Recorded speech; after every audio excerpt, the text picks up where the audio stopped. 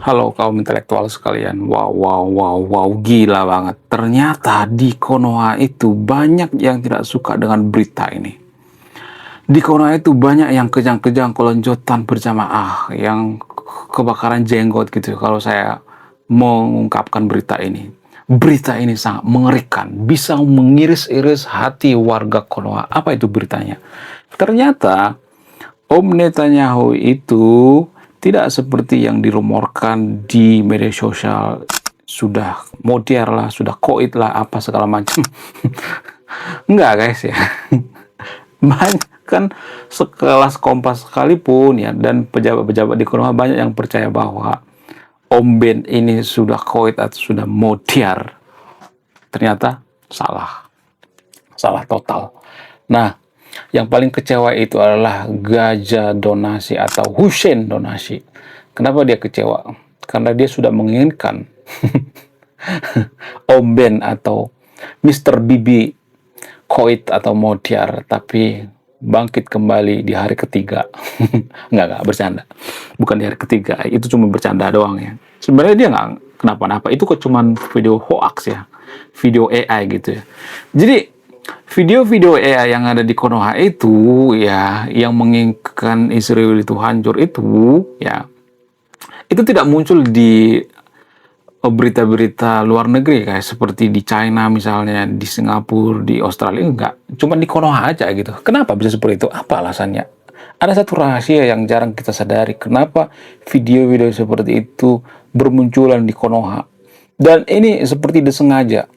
Apakah tujuannya supaya warga Konoha semakin bodoh? Apakah tujuannya supaya warga Konoha itu semakin kacau? Apakah tujuannya untuk menyenangkan fans-fans atau pendukung daripada Ayatollah di Konoha?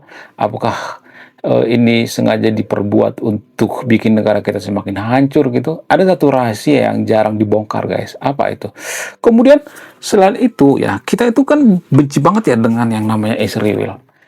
Dulu waktu saya kecil, saya berpikir bahwa Israel itu nggak biasa-biasa aja gitu ya, nggak terlalu dimusuhi gitu ya. Amerika juga nggak terlalu dimusuhi gitu. Tapi setelah saya beranjak dewasa, dan banyak teman-teman saya yang mulai membenci Amerika, membenci Israel dan sebagainya. Kenapa? Kan ini ada semacam keanehan gitu, tiba-tiba gitu membenci. Padahal ada banyak kok ya pengorbanan-pengorbanan daripada orang Yahudi dalam sejarah umat Islam. Jadi baru-baru ini ya lagi viral di media sosial di mana Islah Barawi itu Muslim guys ya, seorang ustadz pentolan NU yang sangat terkenal, penasehat Densus 88 atau tenaga ahli Densus 88. Dia mengatakan, ini saya paling paling paling kesal sama Felix Yao. Tidak ada dalilnya dalam Islam itu membela tanah air. Ini ajaran dari mana? Dia nggak tahu bahwa korban perang Uhud itu namanya mukhairik, orang Yahudi. Kalau itu perang agama, Nabi nggak mungkin ngajak orang beragama lain. Ini adalah konsep bela negara, bela tanah air. Karena Madinah diserang oleh orang-orang kafir Quraisy, makanya Nabi mengajak orang Yahudi, orang Nasrani untuk terlibat dalam perang. Dan salah satu syuhadanya itu adalah mukhairik dari Bani Qainuqa. Hingga akhirnya hartanya diwariskan ke Nabi. Nabi membuat harta warisan dari mukhairik sebagai modal awal Baitul Mal pertama di Madinah. Jadi Baitul Mal kita ini dimodali orang Yahudi, bos. Jadi Baitul Mal kita ini dimodali orang Yahudi, bos. Jadi Baitul Mal kita ini dimodali orang Yahudi, bos. Ini adalah konsep-konsep kehidupan di Madinah yang oleh Nabi diadaptasi pada saat itu. duitnya itu dari orang Yahudi guys. Itu menurut Islah Barawi ya. Itu menurut keyakinan Islah Barawi, bukan saya yang ngomong seperti itu ya. Jadi kalau mau marah sama Islah Barawi, itu artinya ada banyak sebenarnya jasa-jasa daripada orang Yahudi terhadap umat Muslim gitu. Lalu kenapa warga Konoha itu membenci banget orang-orang Yahudi? Apa alasannya? Apakah karena zaman dulu itu ada wanita Yahudi yang meracuni umat tertentu di Timur Tengah gitu? Apakah ada kejadian yang bikin warga Konoha itu dendam banget gitu ya, dendam berkarat terhadap umat Yahudi gitu? Apakah karena ada wanita Yahudi yang meracuni ya jagoan daripada warga Konoha gitu sehingga mereka dendam banget gitu? Apakah ada kejadian yang sangat luar biasa? Kemudian selain itu ada banyak ya ternyata jasa-jasa daripada orang Yahudi di zaman umat Muslim. Seperti misalnya ada umat Muslim yang ikut berperang dengan Nabi di Madinah. Mereka melawan suku Quraisy. Ada datanya itu, ada faktanya. Yang ngomong seperti ini bukan saya, tapi Pak Islah Barawi. Jadi kalau mau marah jangan marah ke saya ya. Jadi ada pengorbanan daripada orang Yahudi ternyata terhadap umat Muslim tanpa kita sadari. Bahkan istri Nabi bernama Sophia kalau nggak salah ada orang Yahudi. Lalu kenapa kita benci banget dengan orang Yahudi ya? Itu yang jadi permasalahan. Kenapa kita tetap membenci gitu? Apakah karena ajaran kita disuruh kita membenci gitu? Kenapa kita benci banget gitu? Sementara leluhur kita atau nenek moyang kita tidak pernah mengajarkan yang namanya membenci orang Yahudi, membenci umat lain dan sebagainya. Nggak pernah tuh ya. Nah, kenapa tiba-tiba warga Konoha membenci Yahudi gitu ya? Kenapa warga Konoha itu membenci Om Ben gitu ya? Kenapa warga Konoha membenci Donald Trump? Apa alasannya? Di video ini saya akan bongkar ya, apa alasannya. Belum kita lanjut. Jadi guys, kemarin ada yang nanya, lu apa sih kontribusinya bagi negara ini? Lu cuma ngebacot doang, nggak ada kontribusi. Nah, kontribusi saya ini guys ya, saya nulis buku. Riset saya ini bertahun-tahun guys, kurang lebih 5 tahun. Jadi biaya yang saya keluarkan untuk riset buku ini puluhan juta. Namun, saya jual buku ini di bawah 100.000. Gambaran daripada buku ini tentang sisi gelap daripada pemuka agama yang ada di Konoha. Bercerita tentang culture, sisi-sisi gelap politisi, ya, dan lain sebagainya. Jadi, kalau saya perhatikan itu, ya, warga Konoha itu, salah satu alasan yang paling mempengaruhi itu, warga Konoha itu tidak bisa membedakan mana ayat-ayat dalam kitab suci yang kontekstual dan tekstual. Jadi kita itu berpikir itu tekstual. Artinya gini, kalau ada tertulis di kitab suci, oh berarti ya ini harus dilaksanakan perintahnya gitu. Ya kalau kita membaca ayat kitab suci, kita berpikir oh ini ya harus dilaksanakan. Kalau misalnya nih ya, jika gitu ya di dalam kitab agama tertentu misalnya ada kebencian terhadap umat Yahudi misalnya, dulu ada masalah gitu ya, dulu berperang ya di zaman abad ke-7 misalnya. Ditulis tuh ya kisahnya. Dan yang jadi pertanyaan, apakah ini tekstual atau kontekstual? Kontekstual itu kan kondisi perang. Nah, kenapa digunakan sampai zaman sekarang gitu walaupun itu kondisi perang? Nah, itulah sebenarnya pengaruh daripada agama. Makanya ada orang mengatakan bahwa agama itu memabukkan ya. Agama itu bisa bikin orang mabuk, guys. Kalau sudah berlebihan dalam beragama gitu. Ya, kita itu kalau boleh jujur ya, di mata orang luar itu kita tuh masyarakat yang sangat mabuk agama gitu. Kita tuh berlebihan dalam beragama gitu. Kenapa? Karena kita tuh dikit agama gitu. Bukan berarti saya nyuruh yang nonton video untuk tidak beragama, tapi kita dikit agama ya. Semua hal dihubungkan dengan agama. Ya, kenapa kita membenci Israel? Kita membenci Om Ben. Apa alasannya? Karena ya agama gitu, gak ada hubungannya gitu. Kenapa Iran membenci Israel? Kenapa Iran yang membangun proksi-proksi seperti Hizbullah ya, kemudian membangun proksi seperti Hamas dan sebagainya? Tujuannya apa? Tujuannya untuk menghapuskan Israel dari muka bumi ini, untuk menghapuskan orang-orang Yahudi dari muka bumi ini. Ya, kenapa Hamas menyerang Israel? Ya karena disuruh Iran gitu. Iran kenapa membenci Israel? Apa alasannya? Ya karena ada perintahnya gitu dalam kitab suci kan. Ada ayat-ayatnya. Bahkan Ayatullah Khamenei juga menyerang Israel itu menggunakan dalil-dalil gitu. Menggunakan ayat-ayat kitab suci. Cek data. Saya tidak asal mangap guys ya. Bahkan Detik News sekalipun menulis ini ya. Saya ngambil data dari Detik News ya. Ada datanya itu ya. Ayatullah Khamenei menyerang Israel menggunakan ayat-ayat kitab suci. Jadi kalau ada yang mengatakan bahwa ini nggak ada hubungan dengan agama, ada ya. Kenapa Iran benci banget dengan Israel? Kenapa? Karena ada ayat-ayatnya. Ya kan? Tolonglah gitu. Jangan kita tuh seperti kura-kura dalam perahu atau pura-pura tidak tahu gitu. Ada hubungannya. Masa nggak ada hubungannya? Ada hubungannya dong ya. Kenapa kita membenci Yahudi, yang membenci Israel dan sebagainya? Bahkan ketika ada video hoax di media sosial ya dan video itu memberatkan Israel, maka walaupun itu video hoax, maka kita akan sangat percaya. Itulah alasannya kenapa warga Konoha itu menginginkan kematian daripada Om Ben. Ya, sangat ya kalau saya perhatikan.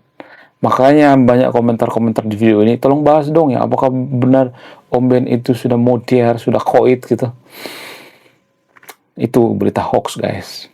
Tapi sekarang ini kan mereka sudah mulai ini ya, mulai memperhatikan gerak-gerik daripada Om Ben ya, memperhatikan gerak-gerik Netanyahu ya. Oh, cincinnya hilang tuh ya, kayak gini misalnya nih ya. Cincinnya hilang tuh, ada tuh ya di media sosial tuh ya.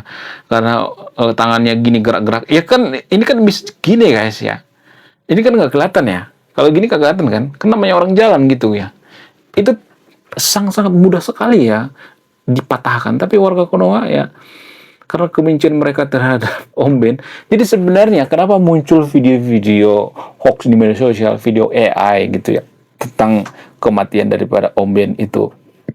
Alasannya itu karena kebencian kita terhadap Yahudi atau Israel. Itu sebenarnya. Saya tuh nggak habis pikir ya, kenapa sih kita tuh ada semacam kebencian, padahal leluhur kita itu tidak mengajarkan kita tentang kebencian-kebencian. Nggak ada tuh. Ya, kita diajarkan berbudi pekerti luhur ya. Berbudi pekerti luhur itu artinya berbuat baik ya. Berbuat jujur ya, bukan kebencian-kebencian gitu. Jadi menurut saya pribadi ini yang perlu kita pahami ya sebagai kaum intelektual ya. Jangan kita ikut-ikutan gitu ya. Kalau warga Konoha banyak membenci Israel, kita ikut-ikutan. Bukan berarti saya pro Israel, jangan berpikir saya pro Israel. Saya tidak hubungan dengan Israel, tapi gini guys ya, yang saya katakan itu lebih baik kita fokus ya terhadap filosofi, bukan ajaran ya, bukan agama ya, disclaimer-nya. Saya ngajak yang nonton video untuk kembali ke filosofi leluhur kita. Apa filosofi leluhur kita? Berbudi pekerti luhur ya, berbuat baik gitu, jujur ya, jangan membenci gitu ya. Kalau misalnya mengatakan, oh dulu orang Yahudi itu jahat, emang kita baik gitu, emang orang Indonesia semuanya baik gitu. Ya, emang kita baik, emang kita suci, emang di Indonesia nggak ada orang jahat gitu. Kalau misalnya mengatakan, oh zaman dulu ada orang jahat di orang Yahudi, di setiap suku itu ada orang jahat, ada orang baiknya. Emang semua orang Yahudi itu jahat gitu? Enggak kan? Jadi kalau kita ambil analogi sederhana misalnya, lulusan daripada pondok pesantren atau ponpes itu ada yang radikal kan? Ya, ada yang sampai parah gitu ya, sampai parah banget gitu ya. Ada yang radikal kan. Nah, kalau saya mengatakan semua lulusan, kalau misalnya ya, ini misal jangan dipelesetin ya. Kalau misalnya saya mengatakan semua lulusan pesantren itu adalah radikal, pasti nggak terima kan. Sama seperti orang Yahudi juga. Kalau kita mengatakan oh semua orang Yahudi itu jahat, apakah itu salah? Salah dong ya. Sama seperti yang saya katakan tadi itu ya. Kalau ada orang jahat, orang Yahudi satu dua orang, apakah semuanya mereka jahat? Enggak kan? Amerika juga seperti itu. Apakah semua orang Amerika itu jahat? Enggak kan? Kalaupun ada yang jahat, misalnya Donald Trump, apakah semua orang Amerika itu jahat? Enggak kan? Jadi jangan seperti itu guys. Kita harus berpikir rasional gitu. Kalau misalnya mengatakan, oh Om Ben itu jahat banget ya. Kata siapa? Emang lu yakin Ayatullah suci? Ayatullah itu membunuh Om Ben, tapi nggak berhasil.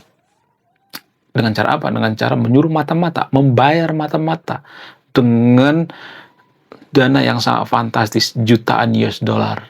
Bayangkan upahnya jutaan US dollar. Pernah tuh ya ada percobaan pembunuhan terhadap Om Ben tahun 2024 atau 2025 itu. Sebenarnya yang pertama melakukan percobaan pembunuhan itu ya Iran.